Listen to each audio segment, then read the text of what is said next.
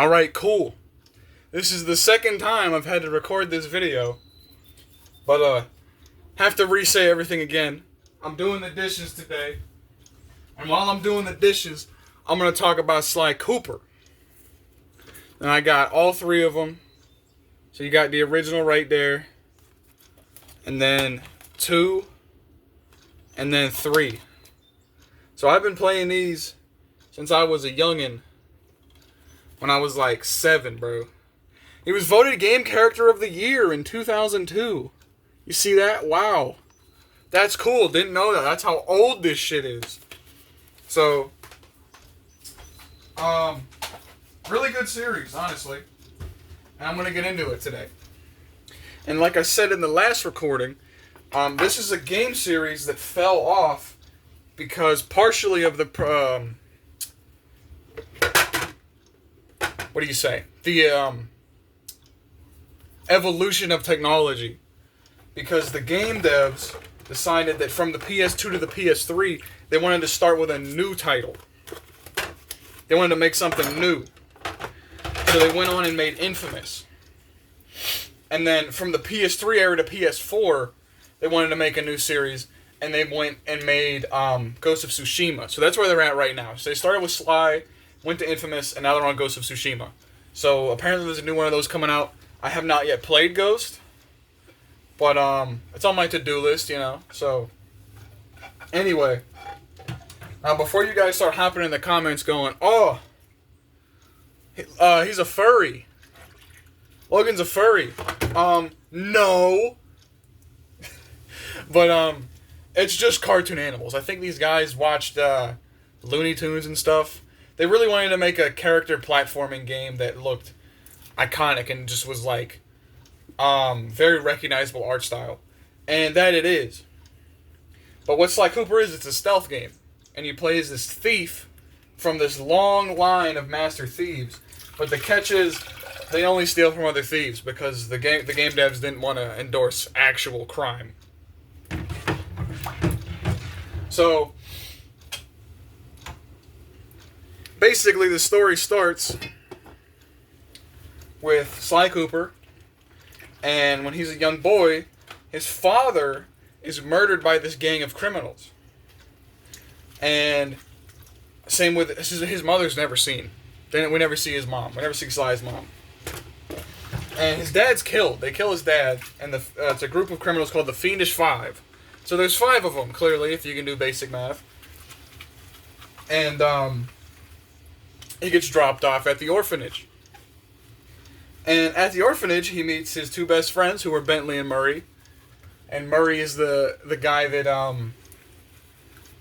he knows how to drive, basically, in the first one. That's all he really can do, is he can drive.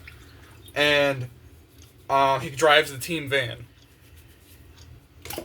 And Bentley is the smart guy. He's got the brains. He knows how to set up plans and how to get things done. And Sly is really just the acrobatic, stealth, thief. And they end up getting out of the orphanage, and they go, okay, we're going to pull off this big heist. So they keep training, and they train until they're about 18 or 19. And they go, okay, I got to pull off this heist. And this main heist is the gang of criminals, when they murdered his father, they each took a page from his book, his literal book. They didn't just like copy him or whatever. There's this book called the Thievius Raccoonus. And basically every single thief in the Cooper lineage wrote in the Thievius Raccoonus a technique or a skill or something that they used to pull off their heists. And Sly wants to get that back, basically. So the whole point of the game is to go back and recollect the Thievius Raccoonus. Because this is Sly's family lineage, right? This is what he's meant to do. And basically you stop each one of them, you go in and you find, before you do any of that, where the story really starts, at the very beginning, the gameplay, Sly goes and breaks into the, Interpol headquarters, and he gets the file on the Fiendish Five, so he knows where to find them. And the writing is actually pretty good because it all makes sense. This game is for kids, but it's not written like a kiddie game. You know what I mean? It's not like, wow, go collect those magic fairies like Spyro was. You know, even though that's I think that one's a little more kiddie of a game than Sly Cooper, but it doesn't mean it's bad or anything. So basically, you go down, you track down each of these members of the Fiendish Five, you do each of all these heists and missions and shit, and then you go and you beat them up and you get the page back. Until you go, I just splashed myself if you saw that. You go and you find the guy who has been the head of the Fiendish Five is called Clockwork. And Clockwork was basically just this big owl. All the characters are animals, obviously, if you didn't notice by the game covers. He's this big owl who hated the Cooper gang so much because he believed that he was the real master thief during that era, while they were both around at the same time. He believed he was better than the Cooper family. So he ends up killing, like, every Cooper in the lineage. And he's so old, he was born so long ago, he appears all the way back in, like, Agent Japan. So he's like a cyborg. He like replaced all his parts with like cybernetics. And he's probably the one that killed Sly's dad. But you go and stop him and he's gone. He's gone. That's the main plot. Now, I mean, of course I didn't go into it anywhere near as much as the game does, because there's lots of character growth and there's lots of progression. I mean, even then, there's, one of the main plots of the first game is that Murray is, like, afraid of everything. And so is Bentley. They don't ever leave the van. They don't ever go out on a mission with Sly. Now, Murray does more than Bentley does because Bentley just calls you on the phone, basically. Or the Binocucom, which is a set of binoculars that you can call somebody on. I don't know why you would ever need that, but oddly specific device. And Murray does like 1 or 2 missions with you. He does driving missions, basically, which are the worst part of the game. But his whole thing is, by the end of the game, he feels more encouraged and has more confidence to go out and do these things, these missions with Sly. And he develops his own unique persona after the first game. Where did I put that? Right there. So there is a lot of character growth for these people. As with Bentley. Bentley is more encouraged to go out and do missions with Sly in the second game. So it's not really mentioned in the first game that he's going to do that, but he does it at the very beginning of the second game. And the second game's first mission is his first field mission. So there's also Carmelita Fox, who is the head, not the head. She's works with Interpol and is most often seen trying to capture Sly. I don't know exactly where they first met, but he says at one time at the beginning, he says, "Oh, I remember when I gave you the slip in Bombay." Like, that just sounds like a sex joke. It does. In this E10 kids game, that just sounds like sex. Or a sex-related pun, whatever. And it's funny because he has, like, they have, like, feelings for each other, but they don't really go into it till the very end. But unfortunately, if you know things with cartoon animals in it, everyone wants to have sex with Carmelita. Like, in the real world. And it's disturbing to me a little bit. Because it's a cartoon animal. So, do with that as you will. That game made so many kids furries, it's kind of crazy. So I'm really not beating the furry allegations with this one. Because, I mean, if you know, for Gen X, it was Lola Bunny. For Gen Z and Millennials, it was Carmelita Fox. So, but the game is it kind of feels like the progenitor to Assassin's Creed parkour, because everything in that game, I wouldn't say it does it for you, basically, actually. I won't lie. Because all the platforming is basically automatic. Because to do every single move, to do the spire jump, so if you want to land on a spire, or tightrope walk, or climb up a ladder or a rope or whatever, you jump and hit the circle button. And this game is only on PlayStation, so if you're on Xbox, that would be B, but you know what I'm saying. Jump and hit the circle button. It's like literally a meme, because it's how you do everything. Because Bentley comes on the Banaki comment at the start of the game. He goes, Sly's like, Sly says, Bentley, am I tripping out? What is this blue sparkly dust? And he goes, Sly, that certain thieves can see projections in their environment of where to do a super thief move. And he goes, you can just jump and hit the circle button to climb on that railing. He's like, jump and hit the circle button. Got it.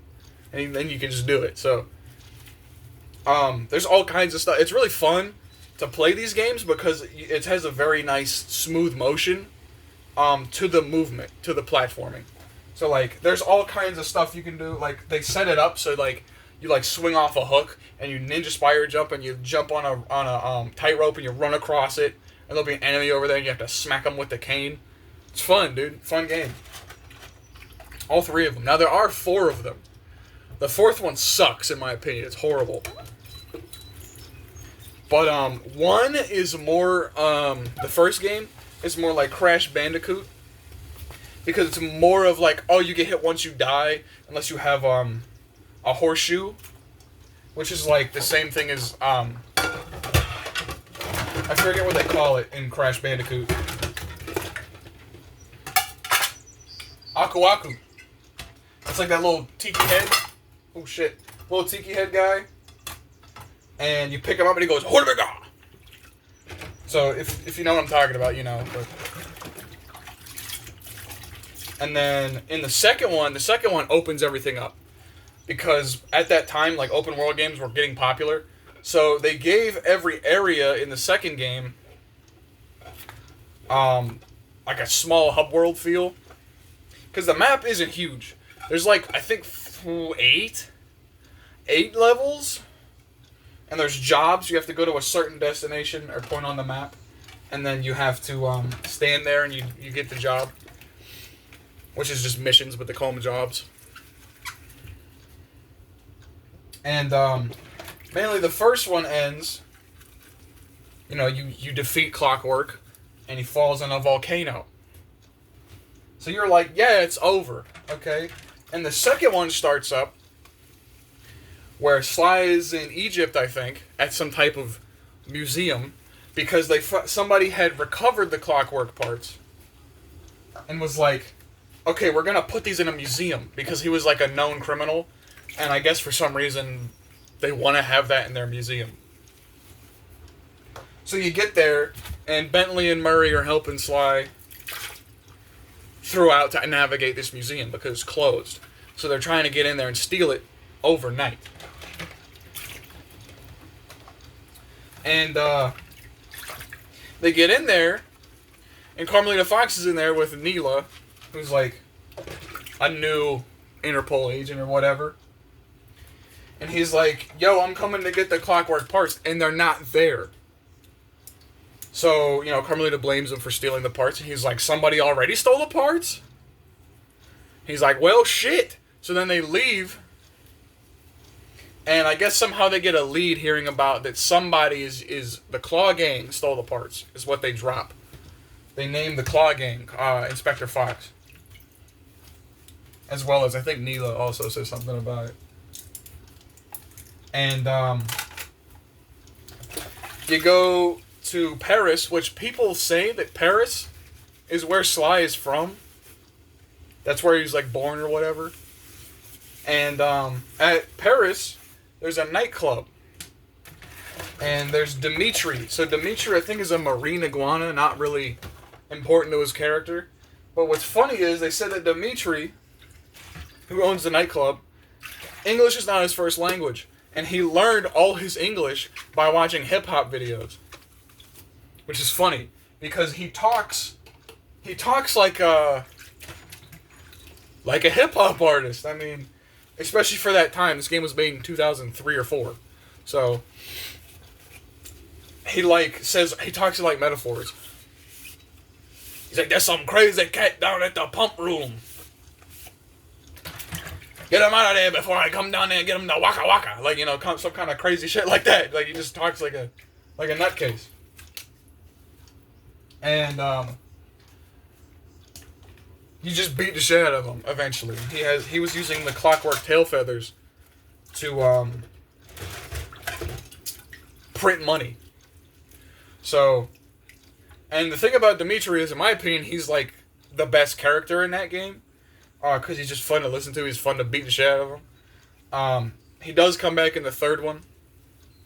And he's actually a playable character in that one, so.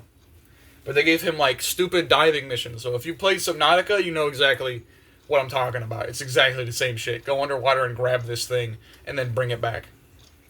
So.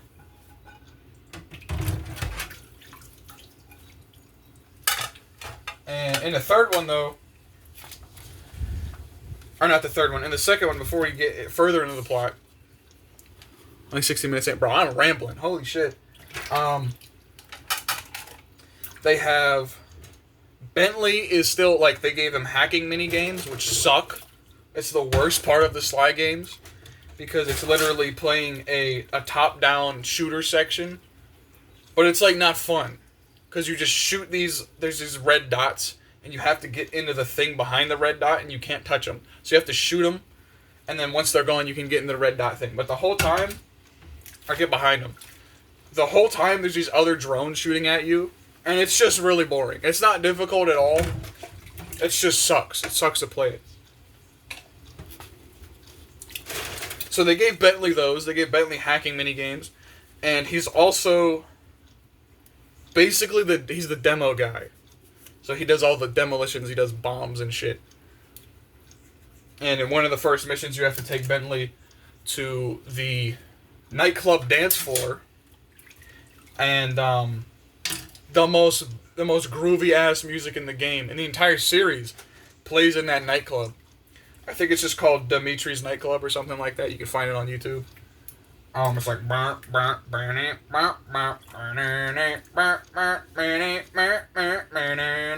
it's pretty fun.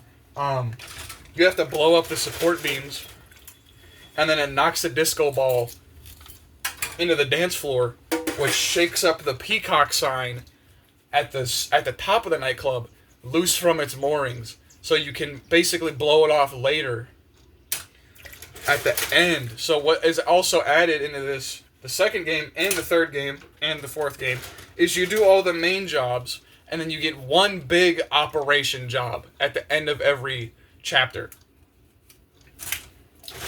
So basically, this is where all your stuff you did in the jobs before this point come together for one big job. So basically, each member of the gang will have something to do to get us to the point where we're going to actually steal the clockwork part. And there are not many games that do this. This is a stealth game, but there's a lot of variety in the missions you do. Now, some missions show up later in the game, but they're very minor inconveniences because they show up very far apart. For example, there's a mission in chapter, I think, 2 or 3, where you gotta walk this bomb as Sly to this point, and once you jump out of it, it detonates and blows something up. You do that twice in the whole game, I think. You do it once in the third chapter and once in the final chapter, so it's not like overstaying its welcome, but it's still like, I did this before. But after you get rid of Dimitri, you go to Rajan's. When Rajan is in India, I think he's an Indian tiger. And basically, all these characters have like insane backstories, by the way. Like, Dimitri was just an art student. This sounds familiar. Don't make any Nazi jokes. He was an art student that he didn't make it, basically. Everyone said his art sucked.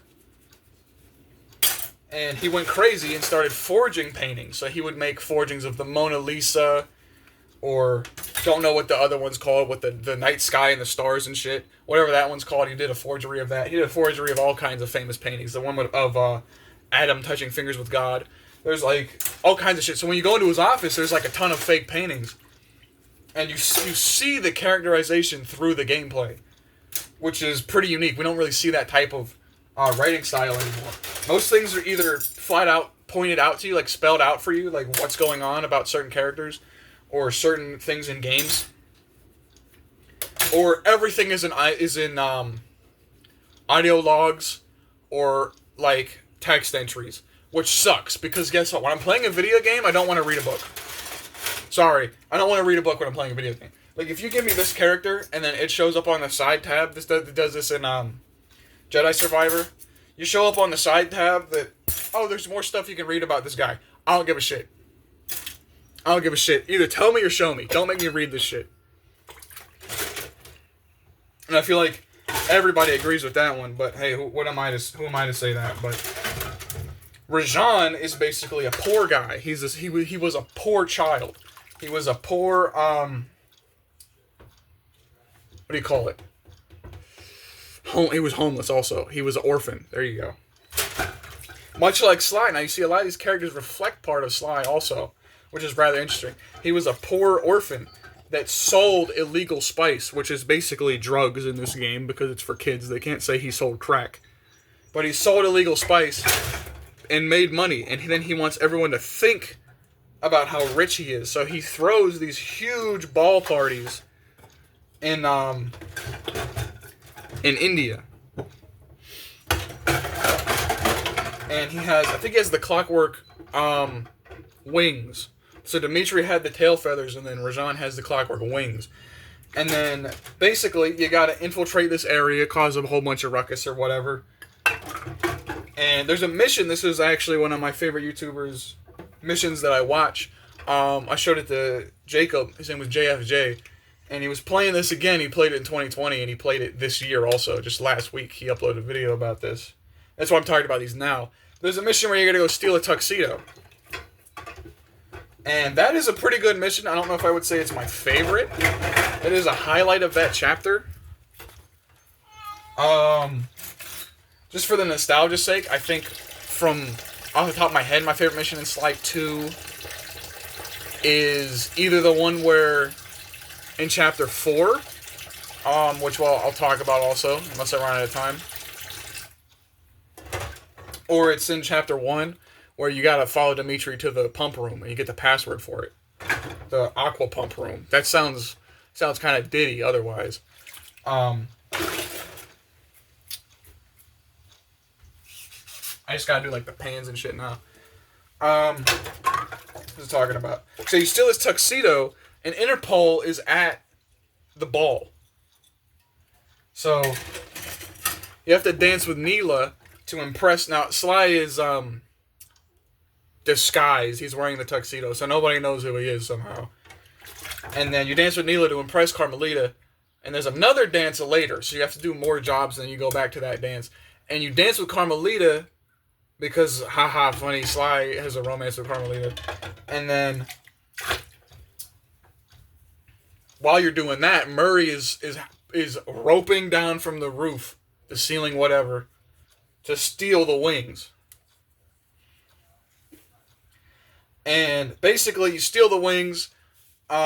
He gets found out because you somehow frame him for the spice operation, which is illegal. So Interpol attempts to arrest him, and then he runs away into the jungle, where he resumes his spice operation. So in every other game, there would just be a boss fight at the end of this, and every other Sly game, which at this point is only 2. So in the first one, at the very end, you just fight the boss, and then he gets arrested. In this one, aside from Dimitri, I don't know. Dimitri was supposed to have a second chapter in Monaco, which was scrapped. Don't know why, but every boss has 2 levels in this game. So I think there's 8. There's 8 levels because you got Dimitri, and then the hell was his name? Rajan, the Contessa, and then. Yeah, okay. So there's 4 bosses. So there's 4, 8, there's 9 levels in Sly 2. Or 9 chapters, whatever. I gotta move this over here. So you find out that he has the clockwork heart. And he's using the heart to like speed up the process to grow this spice.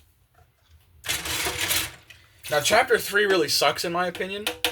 That's my least favorite chapter of the entire series, I think. Aside from 4, because 4 sucks as a whole. I want to move all these also.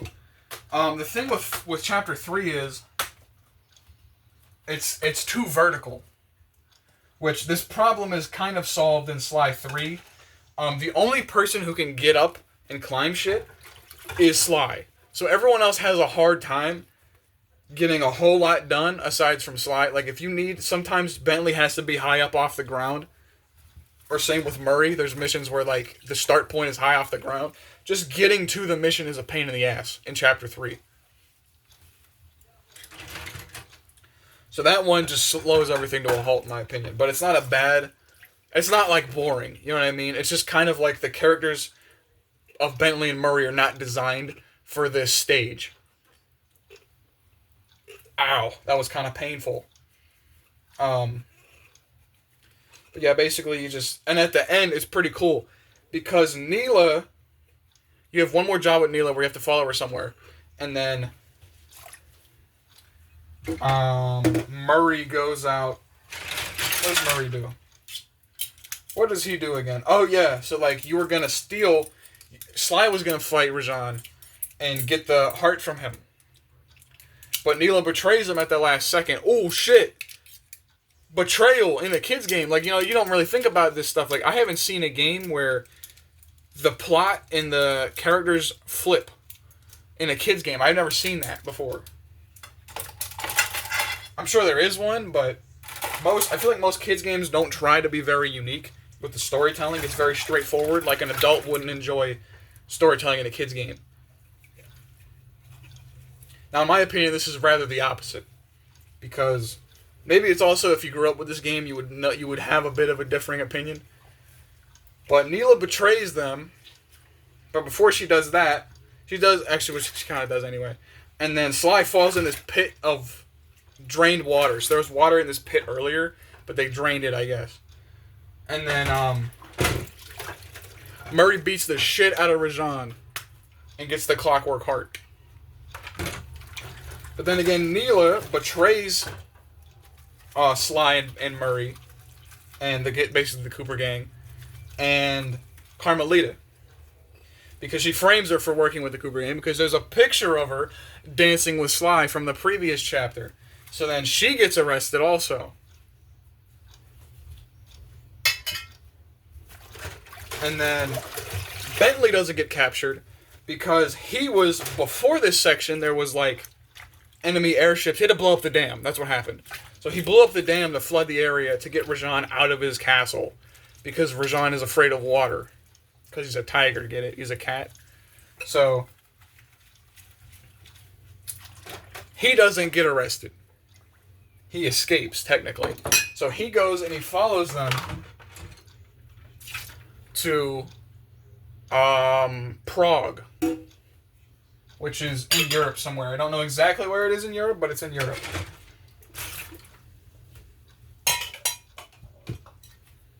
Should probably scrub that.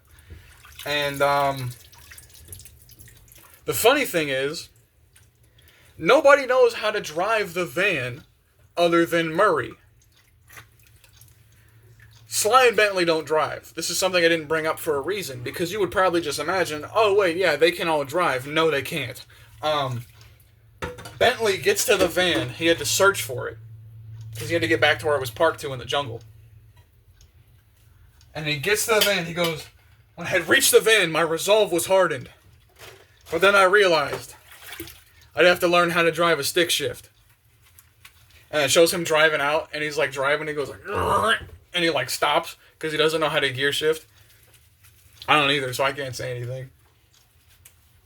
And then the next chapter goes, Bentley, because it always said Sly and the gang in, and it would be the name of the chapter. So this one says, Bentley saves the gang in Jailbreak. And it's the most scary section of the game. Because Bentley is essentially the weakest character. He's the little turtle. He's the little shrimp. He can't fight enemies very well. And meanwhile, he does have the sleep dart, which as an adult you can use that pretty good. Because as a child you're like, oh shit, oh my god, this area is scary. Like, the sky is red, and all the enemies are basically predatory to turtles in some way, if you think about it. Because the big guards, all the guards are, there's like big, medium, and small guards. All the big guards are giant eagles with huge crossbows. If you didn't notice, birds pick up turtles and drop them. That's how they kill them. And then they eat them. So and there's pretty good characterization here because Bentley is terrified of everything going on. And you, the player, can feel that because of the art style. The other enemies are big wolves and bats. I imagine bats could pick up a turtle if it was small. Do the same thing as I mentioned with the eagles. And basically, the Contessa is evil also. Didn't mention that. The Contessa is the one who was tipped off by Neela. And then she brings them all to her prison correctional center. Which, what that is, again, more characterization here. She hypnotizes thieves and criminals to reveal where their loot stashes are, so then she can take it for herself. Like, this isn't shit you would think about being in a kid's game, dude. Like, it's pretty unique writing and character development.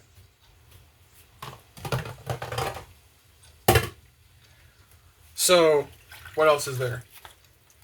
You bust Sly out at the end of this chapter, and then basically something happens and he goes, Sly, we can't go for Murray right now.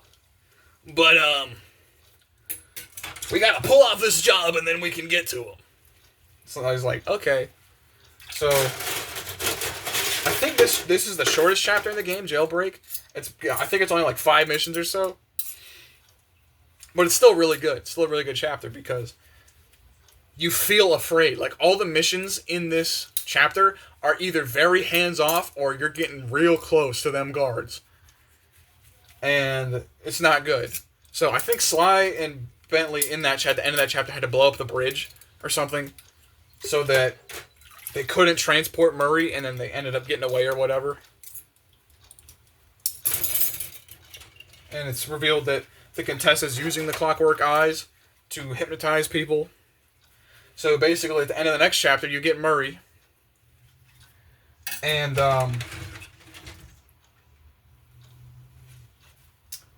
get Murray. I think at the end of that chapter, you do get Murray. And at the start of the next chapter is where other stuff starts happening. Pretty sure. Yeah, because you go one... Yeah, Murray is never available in that chapter. Like, even if you go back, you can't use him. There's nothing for him to do anyway in that chapter anyway. So...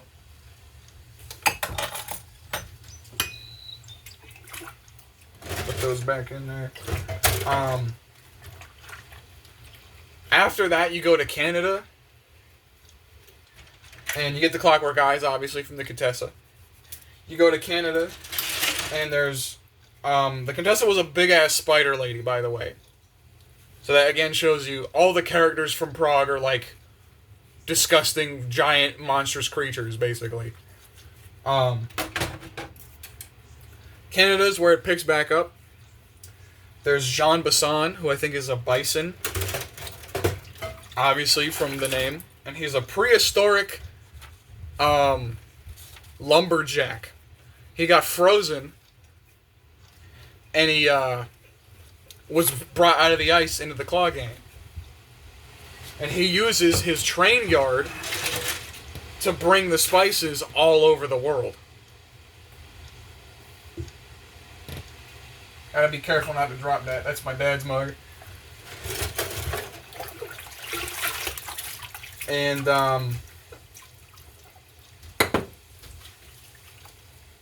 throw this away. I think he has the clockwork lungs and stomach.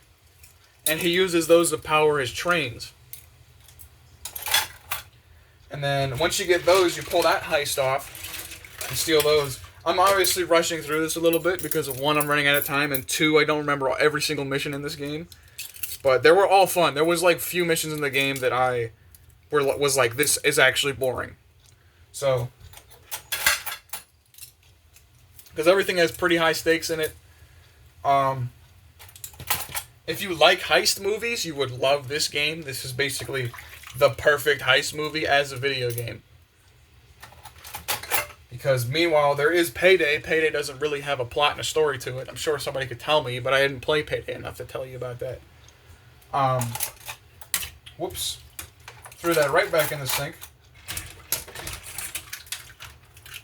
After you get the lungs and the stomach from Clockwork, the trains stop. And then he moves, I think, either further into the Canadian wilderness. And he has the lumberjack games. And he goes, if you Coopers win the lumberjack games, I'll give you the talons, the Clockwork talons. That's the last part they need. So they can finally get all the parts and destroy them. So they basically try and rig the Clockwork game, the lumberjack games against him. Because they need those parts. And they find out that, they impersonate the judges, and he goes, wait a minute. You aren't the judges I hired. And he he has a big ass club with the talons on him. And he throws that at the guys, and they get incapacitated. And they wake up in this lumber yard, and Bentley's the only one who can squeeze through the door because it's locked. There's a hole in the wall or something. And they find Bassan at the bottom. And then he reveals that he broke into the Cooper gang hideout, or safe house, as they call it. And he sold all the parts to Arpeggio, who is the head of the Claw gang. And they don't have any of the parts anymore. They don't got them. So they use the lumberyard controls, Sly and Murray, to defeat John Bassan. It's literally kind of hilarious because they pull these big ass saw blades out of the floor, or these flaming vents, and they drop logs and shit on them. Any of those would kill him in one hit. But anyway, that's the only Bentley boss fight I think in the entire series. But it's really good because it's very unique for a video game. Usually it's just hit the guy. This one isn't that. You got to pull these traps on him. So it's rather unique for even it being in its own series of doing this. And then we got about 10 minutes still. I'm sure I could talk about more shit. They board. I don't remember how they get on there, but they board Arpeggio's airship. And they get on there and they confront him. And the whole reason why Arpeggio wanted to rebuild Clockwork is so that he could put his soul, or essentially, into Clockwork. My dog was making grumblies in the corner. And he wanted to do that because Arpeggio is a very small bird. He's like a parrot or something. I don't know what kind of bird he is, but the gist is that he can't fly. And it's made a point from his youth that he can't fly. So he was always bullied because he couldn't fly, because he was the smallest of the birds at his school and his own family. So he rebuilds Clockwork so that he can put his soul in it so that he can fly. It's kind of strange. It sounds, what do you call it? Vain. It sounds like a vanity issue from this character, because he can't move on with the fact of what he's able to do. He's like, I must be able to fly. I'm a bird. So, and his own vanity is his undoing, because in the worst twist in a video game ever, honestly, this twist is so stupid if you ask me. Neela puts her own body in Clockwork and crushes Arpeggio, and he dies. Just straight up dead, flat out. And then,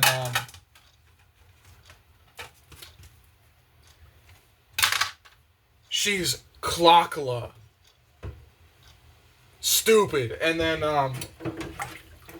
You pull off. That's the first job of the chapter. You find out that she becomes Clockwork. I think it's like the first or second, and then you pull off all these jobs to actually be able to get to her, and Carmelita shows up and is like, "Yo, I got a helicopter. Shoot Neela, bro. Like, you just shoot her. You shoot the shit out of this owl robot." And then I got 9 minutes, so I guess I gotta wrap it up here. And then maybe I'll talk about the third one later. Because it's also very good. Like, 2 and 3 are phenomenal. 1 is good, but it's different than 2 and 3. It's like a totally different game.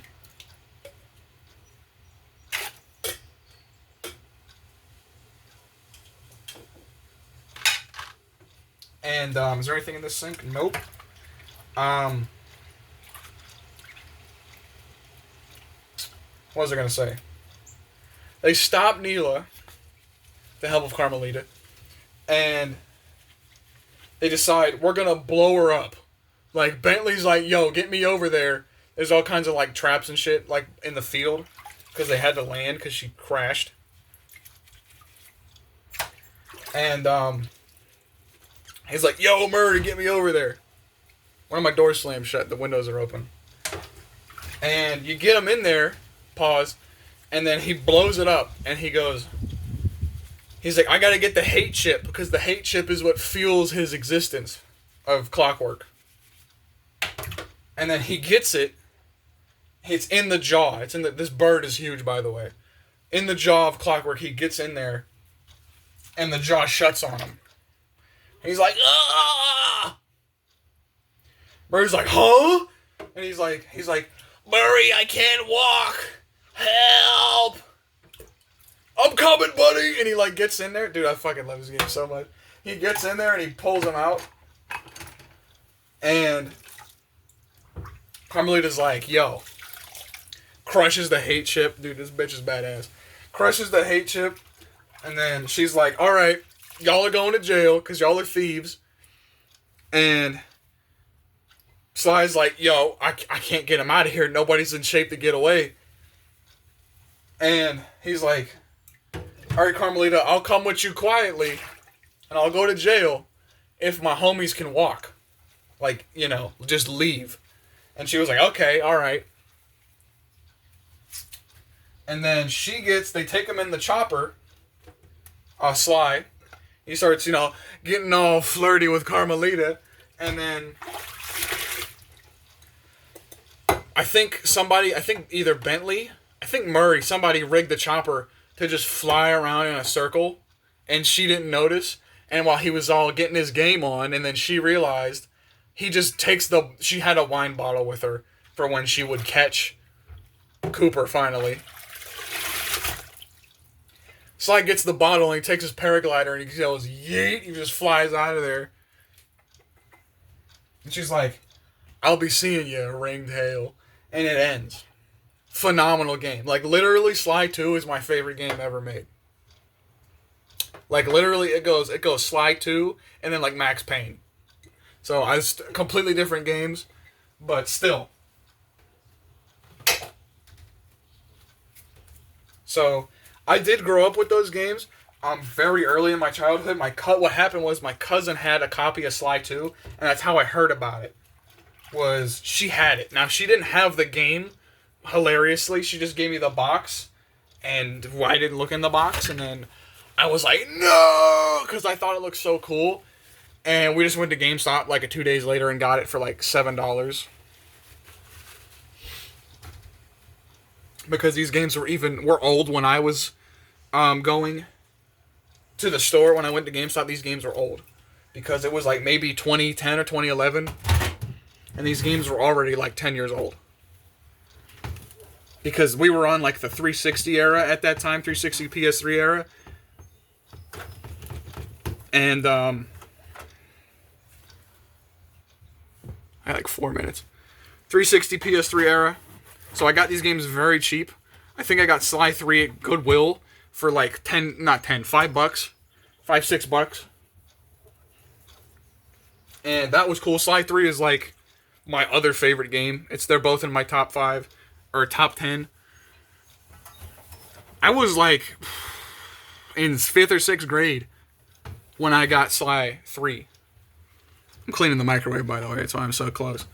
And my cousin never played 3. I remember inviting her over to play 3, but she didn't come over because my cousin kind of sucks. And I just beat that one all by myself, and it was a great time. Sly 3 does have co-op. It's not for like any main story missions though. It's like mini games. So there's one where Sly has to steal item, I didn't bring it up, but basically how the game works is you pickpocket people, and then you take their items. So like you can get a diamond plated comb, or a watch, or gemstones, or gold bars. You can just get that from people's pockets. And then you go back to the safe house and you sell it for like coin equivalency. In 2 and 3, and I think maybe even 4, there have like rare treasures or whatever that sit around on the map, and you just pick them up, and you got to bring them back to the safe house. Now, if you don't bring it back in a certain amount of time, it blows up. So in 3, that was also in 3, by the way. And in the mini game for 3, Sly steals one of those, and Carmelita has to stop him. And if he steals, I think it was 3 or 4, maybe 5. If he steals that many treasures successfully, then you win. I never played any of these because I didn't have anybody over for co-op on this game, unfortunately. But I heard they were fun. All the other ones were kind of lame. Like Sly 3 did suffer. I will talk about it in another video. It did suffer from a whole bunch of mini-game syndrome. So like, there was a pirate one because there's a pirate level, and there's a airplane thing. There was this big truck mission. That one sucked. But yeah, I'll talk about 3 in another video after I do this, and I have to work out still today. But those are always fun games, dude. I always love Sly. It was basically on the PS2. It was Sly, Ratchet and Clank, and Jak and Daxter. That was like the big 3 of the platformer video games. And while these games were made for kids, they weren't like, again, like an adult couldn't enjoy them. Like, because even Ratchet and Clank is still around. Like, I think the last game was made quite a few years ago because it was ripped apart. But it's still good. I mean, they're still good games as far as I understand. I only ever had Ratchet and Clank 1. I never got into Jak and Daxter.